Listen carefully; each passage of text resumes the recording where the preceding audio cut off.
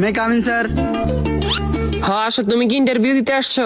জি জি, আমি ইন্টারভিউ দিতে আসছি। তোমার ফার্স্ট কোশ্চেন বলো তো, এশিয়ার মধ্যে শ্রেষ্ঠ কবি কে? রবীন্দ্রনাথ ঠাকুর।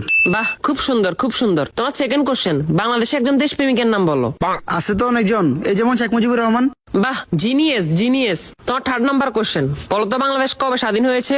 হওয়ার কথা তো ছিল 1948 সালে, কিন্তু 1971 সালে 16 ডিসেম্বরে স্বাধীন হয়েছে। খুব সুন্দর খুব সুন্দর। তোমার লাস্ট কোশ্চেন, বলো তো আকাশে কয়টি তারা আছে? এটা তো এখনো জানা যায়নি, এটা নিয়ে বিজ্ঞানীরা গবেষণা করতেছে। ও গুড গুড গুড, তুমি এবার আসতে পারো। Okay sir. কি ও ভাই, ইন্টারভিউ দিয়ে আসছেন? হ্যাঁ ভাই, ইন্টারভিউ দিয়ে আসছি। কি কি কোশ্চেন আইলো? কোশ্চেন তো মনে নাই, কিন্তু উত্তর মনে আছে।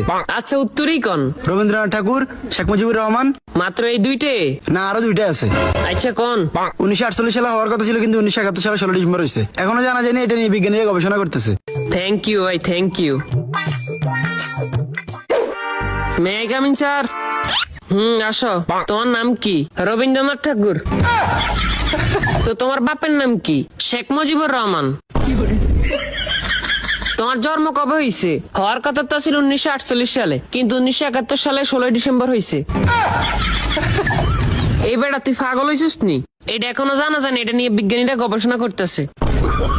Oh, no, no, no, no.